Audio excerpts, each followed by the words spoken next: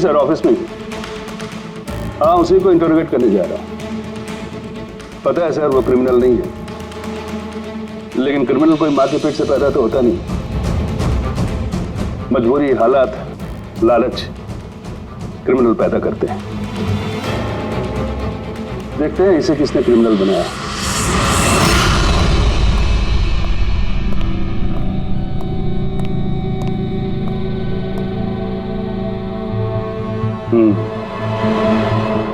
अब ये case CID नहीं, क्राइम ब्रांच को सौंप दिया गया है।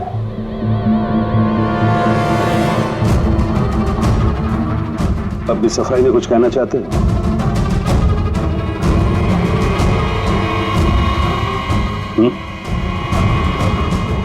मैं deputy commissioner of police Rajiv, बहुत सुना है तुम्हारे बारे में,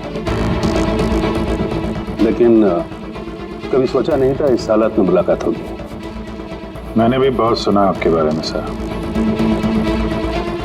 सुना है काफी सख्त ऑफिसर हैं आप। फिर तो तुम समझ गए होगे, थोड़ी सी भी ढील मैं तुम्हें दूंगा नहीं। कानून सबके लिए बराबर होता है सर। अगर मैंने गुनाह किया है तो सजा का उतना ही हकदार हूं जितना कि कोई आम मुजरिम। विक्रांत को क्यों मारा तुमने?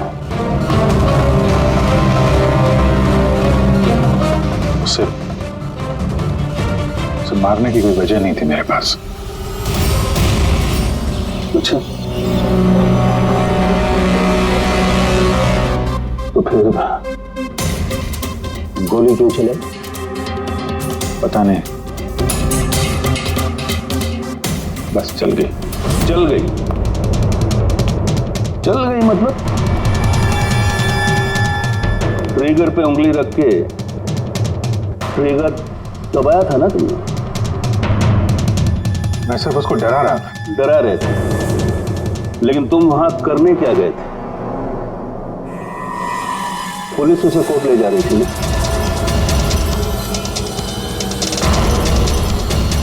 मेरे वहां होने की वजह जानने के लिए आपको सर मेरा और विक्रांत का इतिहास जानना होगा। बस उसे 36 का आंकड़ा चल रहा है हमारा। कई बार वो मेरे हाथ आते आते रह गया, लेकिन इस बार मैंने उसे पकड़ लिया।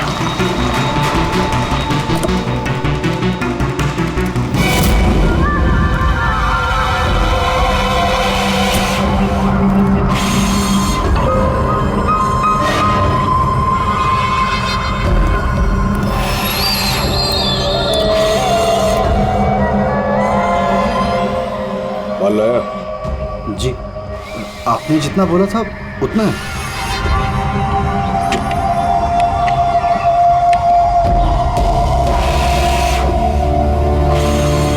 गुड। अगला कंसाइनमेंट अगले महीने की 5 तारीख को। जी। पैसे? गाड़ी में।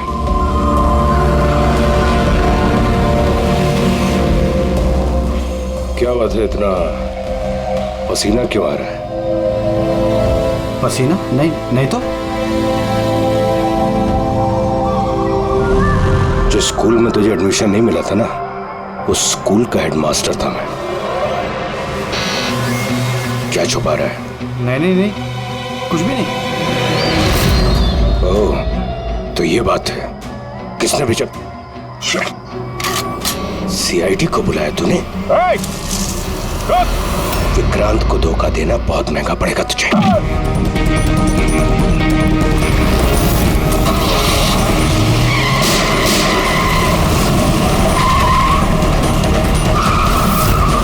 और इस तरह इस बार तुम उस तक पहुंच ही गए। हाँ, लेकिन हमेशा की तरह इस बार भी विक्रांत के नसीब में जेल की सलाखें नहीं लिखी थी। नामी गिरामी अपराधी विक्रांत ने सरकारी गवाह बनने का फैसला कर लिया है। वो मकरंद के खिलाफ अदालत में सारे सबूत देगा और इसके बदले अदालत उसकी सजा काफी हद तक माफ कर देगी। इन अपराधियों को पकड़ने के लिए हम लोग दिन रात एक कर देते हैं, अपने खून पसीना बहाते हैं। क्या इसलिए कि अदालत उनको दोबारा जुर्म करने के लिए छोड़ दे? अब अदालत को दोष मत दो अभिजीत। वैसे भी मकरन के खिलाफ उनके पास ज्यादा सबूत थे नहीं, और हमारा काम मुजरिमों को पकड़ना है, ना कि उनकी सजा तय करना। यार तो तुमको क्या लगता है, इसको छोड़ना सही है? अब सही तो नहीं है, पर हम लोग क्या कर सकते हैं?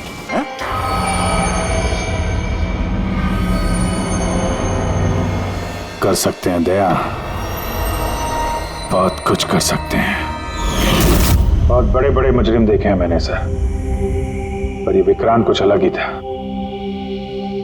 हर बार कुछ ना कुछ करके बच ही जाता। तो इस बार उसका बच निकलना तुम्हें मंजूर नहीं था, क्यों? यही बात है ना? ठीक समझा। इसलिए जब मुझे पता चला कि इस केस का इंचार्ज मेरा पुराना दोस्त मुरली है, तो विक्रांत से मिलना है मुझे। यार सिर्फ 10 मिनट। अभिजीत, तुम ये जानते हो कि ये मुमकिन नहीं है। This doesn't fit into any kind of a protocol. मैं तुम्हें परमिशन नहीं दे सकता। परमिशन? वो आरती याद है तुम्हें? बीकॉम सेकेंड ईयर की स्टूडेंट, कैसे तड़पा तड़पा के मारा था उसने। किसने परमिशन दी थी उसे ऐसा करने के लिए? और वो 80 साल की बूढ़ी औरत जिसे आंख से दिखता नहीं था, उसके हाथ पांव काट दिए थे उसने। एक 8 साल के बच्चे तक को। अभिजीत, मैं उसकी पूरी केस हिस्ट्री को जानता हूं। फिर तुम ये भी जानते होगे किसी भी जेल में 15-20 दिन से ज्यादा नहीं टिकता ये विक्रांत। यार मेरा उससे मिलना बहुत जरूरी है। एक लड़की का किडनैप हो गया, पिछले 2 महीने से नहीं मिल रही है। सिर्फ विक्रांत जानता है कहां है वो। यह लड़की की जिंदगी का सवाल है, समझो यार, सिर्फ 10 मिनट। ठीक है, लेकिन सिर्फ और सिर्फ 10 मिनट। तो इस तरह तुम विक्रांत के कैंप तक पहुंचे, लेकिन तुम्हें तो सिर्फ उस लड़की के बारे में जानना था ना? ये सब कैसे हो? ये सच है सर, मैं सिर्फ लड़की के बारे में जानने गया था, मगर 5 मिनट का टाइम दे रहा हूं। दिमाग पे जोर डाल ले और अच्छी तरीके से हिला ले। आरजू कहां है? आरजू? कौन सी आरजू? किसकी आरजू?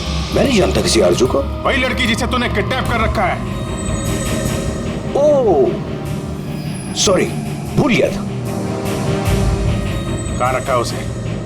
जानता है अभिजीत, पिछली बार भी मैंने एक लड़की को किडनैप किया था, फिर भूल गया था।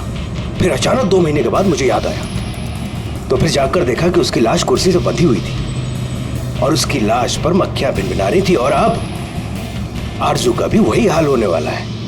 ऐसा कुछ नहीं होगा।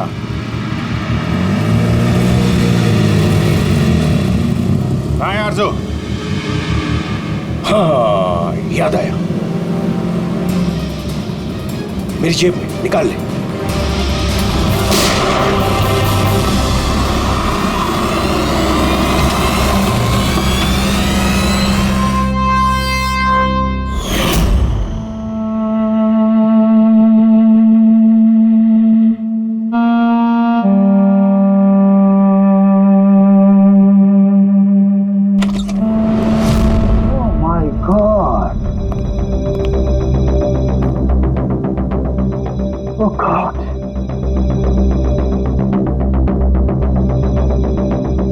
मुझे तुम जैसे जिम्मेदार ऑफिसर से ये उम्मीद नहीं थी मुरली।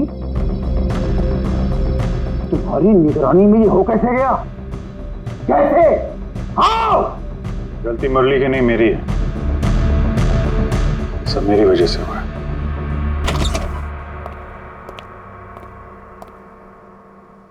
वाह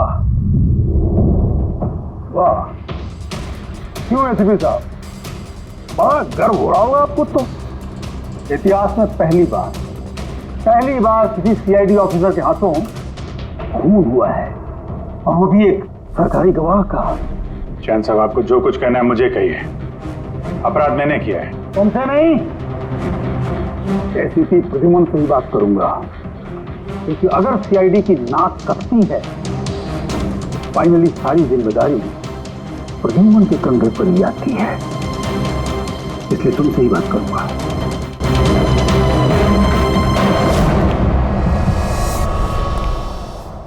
कैसे हुआ ये सब? पता नहीं सर कैसे हो गया। मैं तो सिर्फ उसे गन दिखा के डरा रहा था सर। गोली चलाने का कोई इरादा नहीं था सर मेरा। अच्छा। तो तुम सिर्फ गन दिखा रहे थे, हाँ? और गन अपने आप चल गई। तुम सीआईडी ऑफिसर हो या कोई नौसिखिए? I mean amateur shooter. मैं पहला सवाल, तुम वहां गए क्यों थे? जब कानून अपना काम कर रहा था तो तुमसे किसने कहा था टांग अड़ाने के लिए? जैन जी प्लीज, आप जरा शांति से बात कीजिए। अभिजीत एक सीआईडी ऑफिसर है, कोई राह चलता आदमी नहीं। देखो, अभिजीत मेरे लिए सिर्फ और सिर्फ एक मुजरिम है, मकरंद की तरह। हाँ, वैसे कितने रुपए लिए तुमने मकरंद से विक्रांत को मारने के लिए?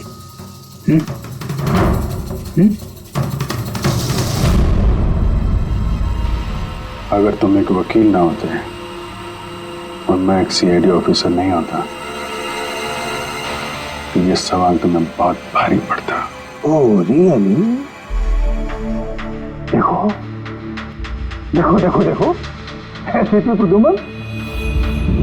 इसके तेवर तो देखो, फोन करके बैठा है और मुझ जैसे लॉयर को, सीनियर लॉयर को धमकी दे रहा है।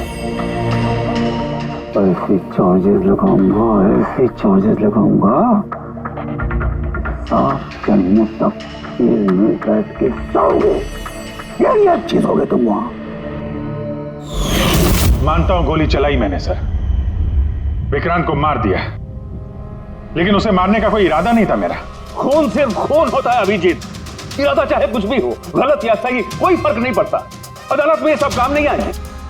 ये प्रोसिक्यूटर, जैन, मीडिया वाले धज्जियां उड़ा देंगे तुम्हारी, धज्जियां। इस जुर्म की सजा भुगतने के लिए मैं तैयार हूं सर, लेकिन जयंत और मीडिया वाले जो मुझ पर इल्जाम लगा रहे हैं मकरंद से मिले होने का, यह मैं कभी बर्दाश्त नहीं कर सकता। अभिजीत, फिर तो तुम्हें कोई नहीं बचा सकता।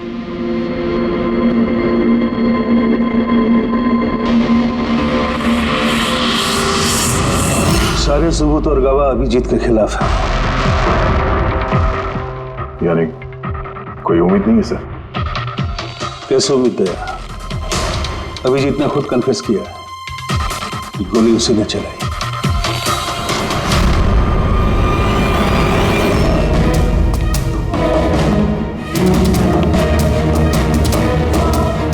विक्रांत की मौत अभिजीत की गोली से नहीं हुई है।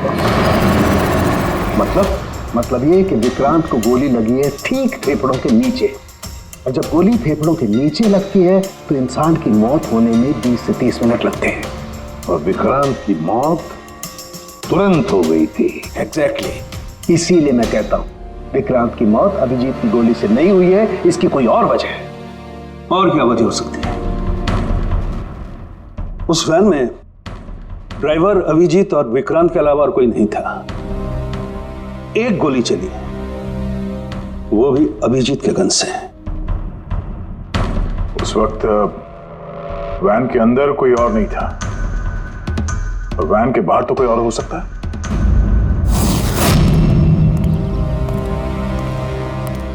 अभिजीत, उस वक्त गाड़ी के बाहर कोई था जिस वक्त गोली चली? नहीं, एक्चुअली पता नहीं, क्योंकि मेरा पूरा ध्यान तो विक्रांत पे था। अभिजीत, ठीक से याद करके बताओ, गोली चलने से पहले क्या हुआ था? कुछ अजीब हुआ था? कुछ भी? गोली चलने से पहले मैं विक्रांत से बात कर रहा था और हाँ, अचानक वैन को झटका लगा, गाड़ी हिल गई और विक्रांत भी थोड़ा गिर गया और मेरा भी संतुलन बिगड़ गया। और गोली चल गई। एक मिनट, झटका लगा। किस तरह का झटका? जैसे सड़क पे अचानक से कोई गड्ढा आ गया, पूरी वैन हिल गई। लेकिन यहाँ तो सड़क बिल्कुल ठीक है, दूर दूर तक कहीं कोई स्पीड ब्रेकर भी नहीं है, स्मूथ। यहाँ गड्ढा कैसे आ सकता है? हाँ साहब, झटका लगा था। मेरी पूरी वैन यूं दाईं तरफ मुड़ गई।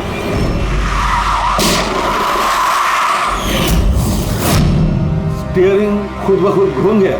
हाँ साहब। ये कैसे हो सकता है? साहब ये तो मुझे भी पता नहीं चला कैसे हो गया। इससे पहले कि मैं वैन को संभाल पाता, पीछे से गोली चलने की आवाज आ गई।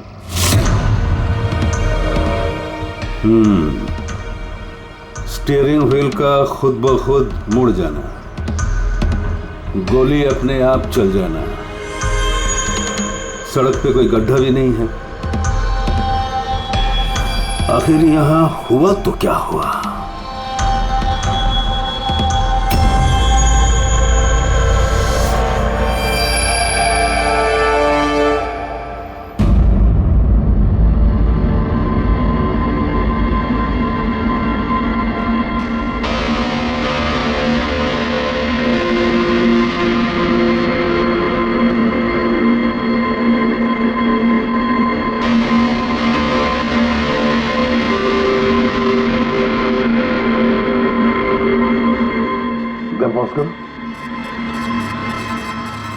ये देखो, जब ये हादसा हुआ तो ये काली एसयूवी, ये काली गाड़ी उस वैन के बगल में से पास हुई। मतलब सर, विक्रांत का खूनी शायद इसी गाड़ी में? हाँ, हो सकता है सर। ये गाड़ी कहीं रुकी नहीं सर, ये सीधे सीधे चली गई और दूसरी गोली की आवाज भी नहीं आई। और एक बात नोटिस की तुम लोगों ने, 11:17 पर वो काली गाड़ी पास हुई वैन के बगल से, और एग्जैक्टली 11:17 पर विक्रांत की घड़ी भी बंद हो गई। हाँ सर, अभिजीत की घड़ी भी 11:17 को ही बंद हुई थी। हाँ? ये दोनों घड़ियों का एक साथ बंद होना और इस कार का ठीक 11:17 पे वहां से गुजरना, ये संजोग नहीं हो सकता। बिल्कुल सर, बिल्कुल सही कहा आपने, ये कोई संजोग हो ही नहीं सकता। जरूर कोई ना कोई राज छुपा है उस काले रंग के एसयूवी में, जो अभिजीत की बेगुनाही साबित करेगा। तो यहाँ इस फुटेज में इस गाड़ी का नंबर तो दिख नहीं रहा है। इस जगह से 5 किलोमीटर दूर सर टोल नाका है, वहां के सीसीटीवी फुटेज से शायद इस कार की डिटेल मिल जाए। हाँ।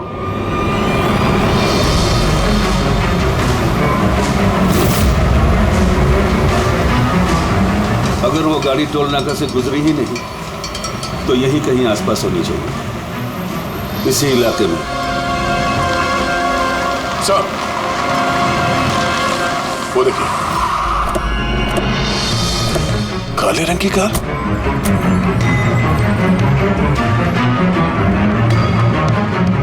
Oh no. फ्रेडी, जरा आगे चेक करो।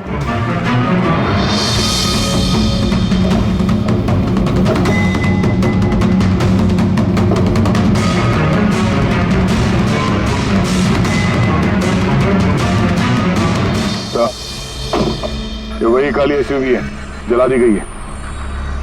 मतलब गाड़ी में ऐसा जरूर कुछ था जो खूनी मिटाना चाहता था। सर, ना तो नंबर प्लेट दिख रही है और ना ही चेसी नंबर, सारे सबूत मिटा दिए मुजरिम ने।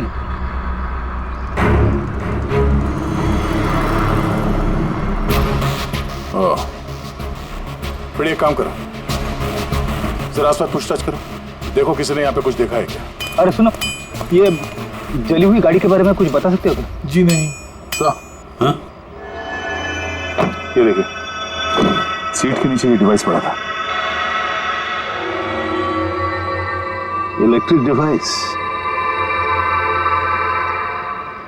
हाँ सारुण के, क्या डिवाइस है, कुछ पता चला? हाँ बस, पता तो चल गया है, लेकिन इसे अच्छी तरह से समझाने के लिए मुझे एक डेमो देना पड़ेगा आप लोगों को। मान लीजिए कि ये विक्रांत है और हम इसे मारना चाहते हैं, लेकिन हम इसके करीब नहीं जा सकते हैं, तो फिर इसे कैसे मारा जाए? कैसे? डॉक्टर सारुंखे, हमें पता होता तो आपके पास क्यों आते? प्लीज आगे बताइए। हाँ, बताता हूं।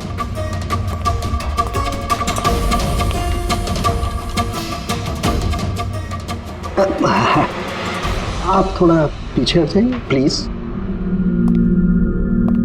Thank you.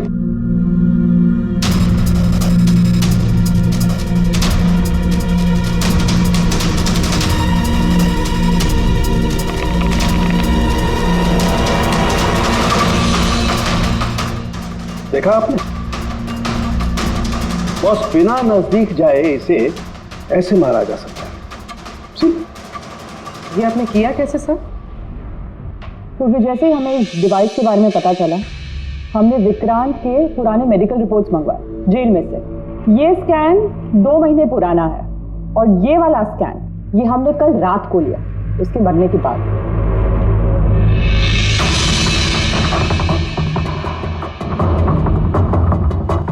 या सारंगी, इस पहले वाले स्कैन में एक छोटी सी चीज अटकी हुई है वहां उसके सिर में। वही चीज इस 2 महीने बाद वाले स्कैन में शिफ्ट हुई है, हिल गई है, पीछे आ गई है। और ये छोटी सी चीज एक शार्पनेल है बॉस, यानी गोली का छोटा सा टुकड़ा। और फिर ये शार्पनेल वहां से इस तरफ शिफ्ट हो गया, जिस वजह से विक्रांत की सबड्यूरल हेमेटोमा यानी ब्रेन ब्लीडिंग की वजह से मौत हो गई। और ये शार्पनेल अपनी जगह से हिला कैसे? उसी डिवाइस की वजह से जो हमें जलती हुई गाड़ी में से मिला। तो गोलियों के टुकड़े को हिलाने का डिवाइस ही है? सिर्फ गोलियां नहीं रहा, इसने और भी बहुत सारी चीजें हिलाई, जैसे कि विक्रांत के हाथों की हथकड़ी, पुलिस वैन का स्टीयरिंग व्हील, दोनों के हाथ की घड़ी के कांटे, यहां तक कि अभिजीत की गन भी। मतलब लोहे की चीजें, तो जितनी भी लोहे की चीजें हैं वो हिल गई उस डिवाइस की वजह से। Exactly boss. और लोहे का सबसे बड़ा आशिक है मैग्नेट, चुंबक। बॉस, ये है वो चुंबक जिसके जरिए मैंने इसे उड़ाया।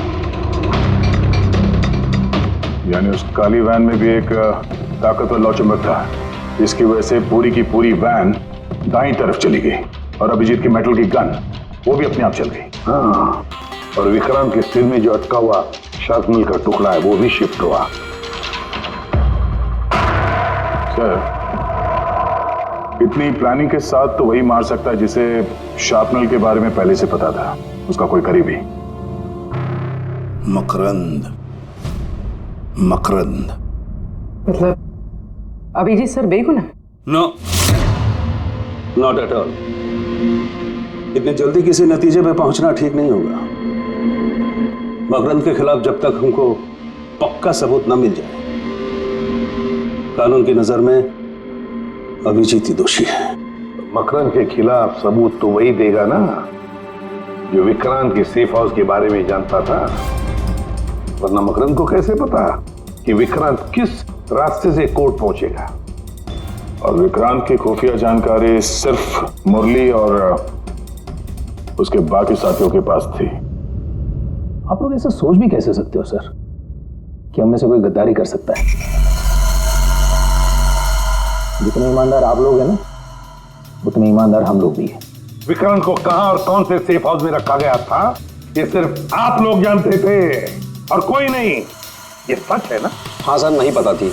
यहाँ तक हमारे घर वालों को पता नहीं थी, तो फिर हम बाहर वालों पे क्यों इल्जाम लगाएंगे?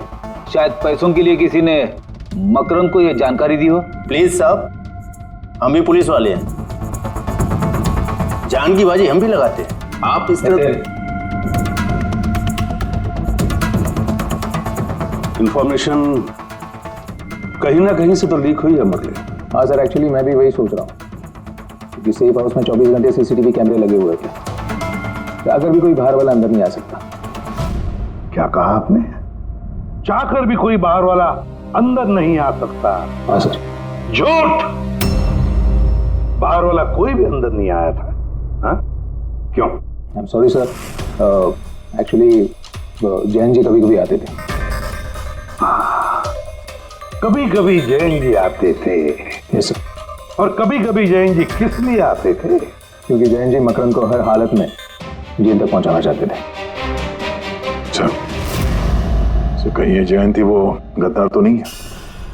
वैसे भी कुछ ही दिनों में रिटायरमेंट होने वाला था, आखिरी केस था उनका। सोचा होगा संन्यास लेने से पहले थोड़े बहुत पैसे बना लो। सर, सर राकेश जयंत ने काफी पैसे बनाए। अभी 10 दिन पहले इसने पुणे में 10 करोड़ का फार्म हाउस खरीदा है। क्या? हाँ सर, ये रहे उस पार्टी के फोटोग्राफ।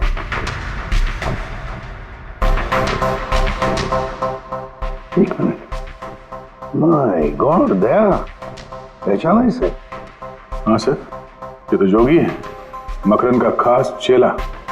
जोगी, मकरंद का खास चेला, और वो भी जयंत की पार्टी में।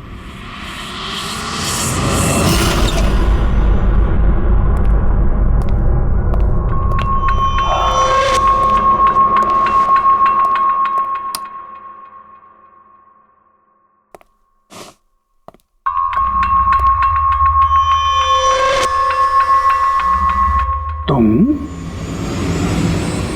यहाँ कैसे और मेरे घर में घुसे कैसे? हाँ, मुजरिमों को उनके बिल से निकालने के लिए बिल के अंदर तो घुसना ही पड़ता है जयंत साहब। मुजरिम मुजरिम मैं हूं या तुम? मैं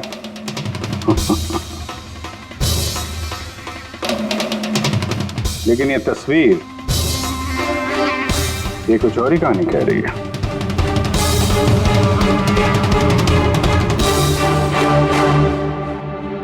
नो, आई डोंट नो, मैं नहीं जानता। नहीं जानते? कमाल है, बहुत भोलेपन का नाटक कर रहे हो जयंत साहब। मकरंद के पैसों से ये फार्म हाउस खरीद लिया, अब उसके चेले जोगी को पहचानने से भी इनकार कर रहे हो। What nonsense! कौन जोगी? कैसा जोगी? मैं किसी जोगी वोगी को नहीं जानता। अगर नहीं जानते तो ये जोगी तुम्हारी पार्टी में क्या कर रहा था? देखो, मेरी पार्टी में 400 से ज्यादा लोग आए थे, अब मैं हर एक को तो नहीं पहचानता ना। और रहा सवाल मेरे फार्म हाउस का, तो मेरी जिंदगी भर की खून पसीने की कमाई है, समझे? मकरंद की बात कर रहे हो ना तुम? वो देखो, उस केस में उसके खिलाफ सारे सबूत मौजूद हैं। विक्रांत ने मरने से पहले मुझे सारे सबूत सौंप दिए थे। मकरंद को तो मैं फांसी पर लटकाऊंगा और साथ में तुम्हें भी। लाइट हो क्या हुआ? स्विच तो ऑन है, हुआ क्या लाइट को?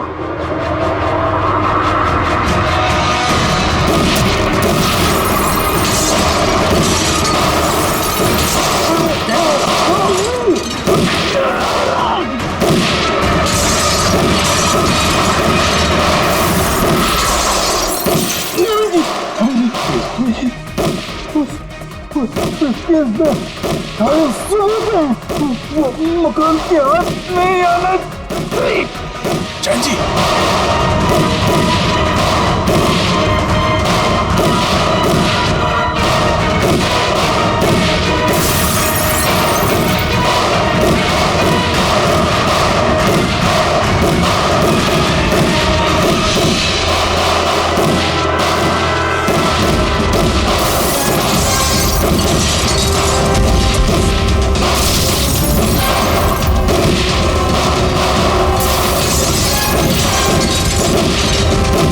कमाल कर दी तुमने अभिजीत, वाकई कमाल कर दी।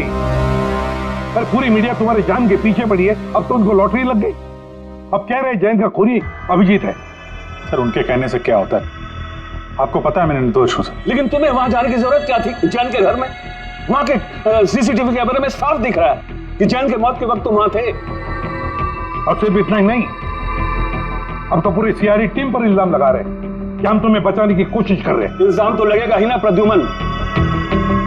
जयंत मकरंद के खिलाफ नया सबूत पेश करने वाला था अदालत में, और ठीक एक दिन पहले उसकी मौत हो गई। हाँ, लेकिन वो सबूत मुजरिमों के हाथ नहीं लगा सर। मैं लेके आया। जैन से मरने से पहले मुझे ये सारे सबूत सौंप दिए। ये सबूत, ये फोटोग्राफ्स, ये पेपर्स, ये सबूत काफी नहीं है मकरंद को अदालत में सजा दिलवाने के लिए। काफी नहीं है ये सबूत। तो पेन ड्राइव? तो पेन ड्राइव से कुछ पता चल सकता है ना? हाँ, अभिजीत, ये पेन ड्राइव पासवर्ड मांग रही है। जयंत ने मरने से पहले पासवर्ड वगैरह बताया? नहीं सर, इसके पहले वो कुछ बोल पाते उन्होंने दम तोड़ दिया था। अरे यार,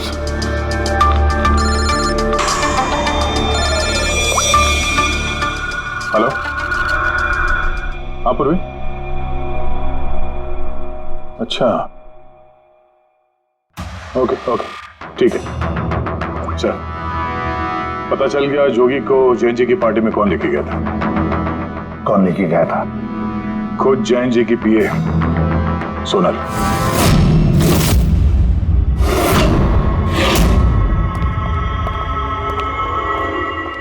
सर ये सब?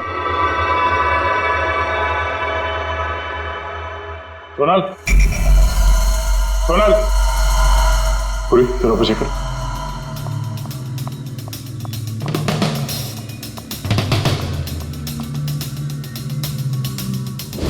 Sonal,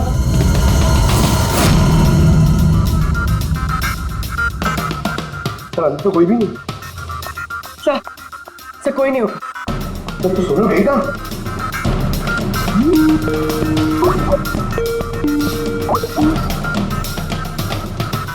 video call?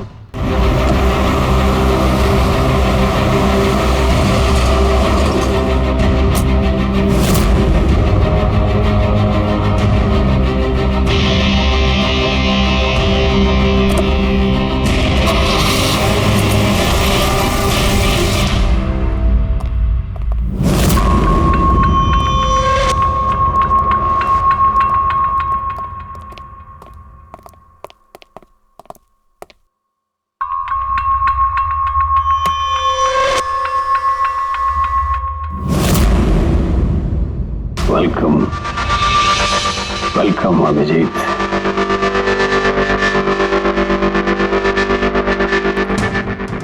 मकरंद के आशियाने में तुम्हारा स्वागत है।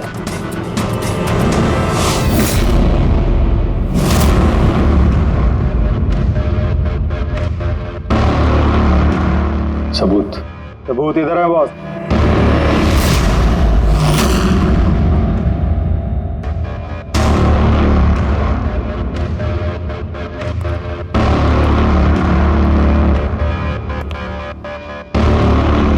मकरंद, सबूत तुम्हें मिल चुका है, अब सोनल को जाने दो।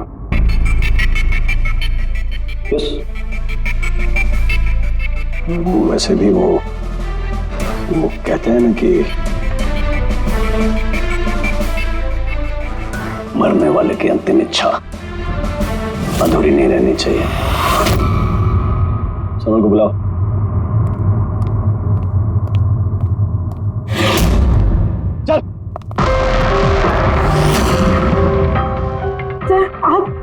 सोनल तुम ठीक हो? हाँ सर, मैं ठीक हूँ। तुम जाओ यहाँ से। लेकिन सर आप... मेरी चिंता मत करो, तुम निकलो, जाओ।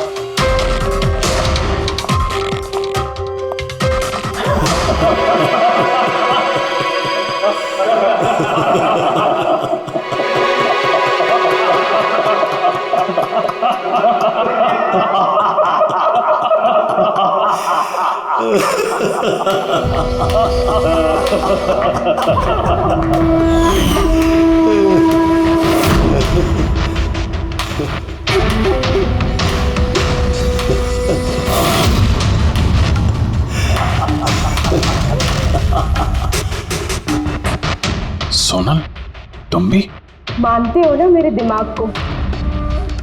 तुम सीआईडी वालों को भी मैंने चकमा दे दिया।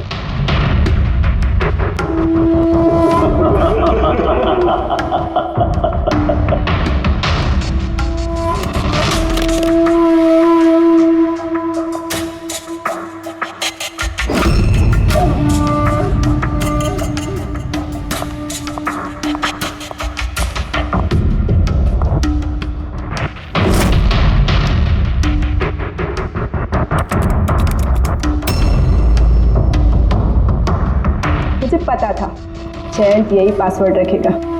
मकरम will die. Now, stop conversation. Start the operation.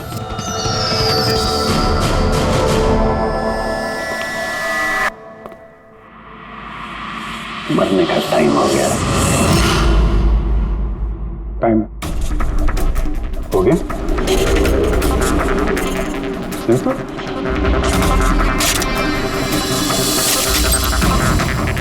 Oh, magnet. तुम लोगों को क्या लगा? चुंबक को हथियार बनाना सिर्फ तुम लोगों को आता है?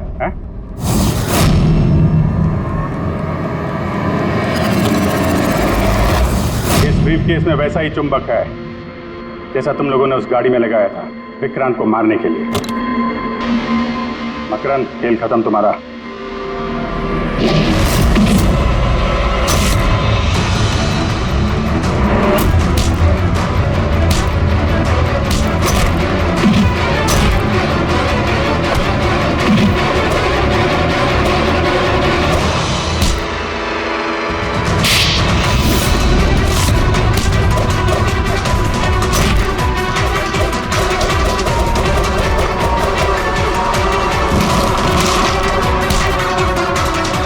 पैसों के लिए अपने बॉस को धोखा दिया?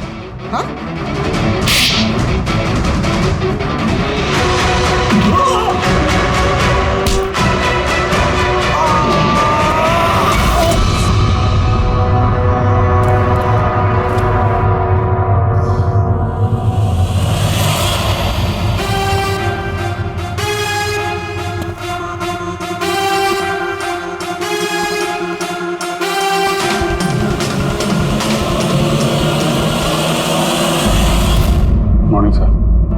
कॉन्ग्रेचुलेशन अभिजीत, फाइनली तुम पर लगे सारे इल्जाम आज धुल ही गए और एक बार फिर उसी गर्व के साथ तुम सीआईडी की ड्यूटी ज्वाइन कर सकते हो। Thank you sir. सर, हमने आरजू को बचा लिया सर। मकरंद के साथियों को पता था कि विक्रांत ने उन्हें कहाँ कैद करके रखा था, बस अब जयंत जी का सपना पूरा नहीं हो पाया मकरंद को जेल भेजने का। चलो जो भी है, all well that ends well.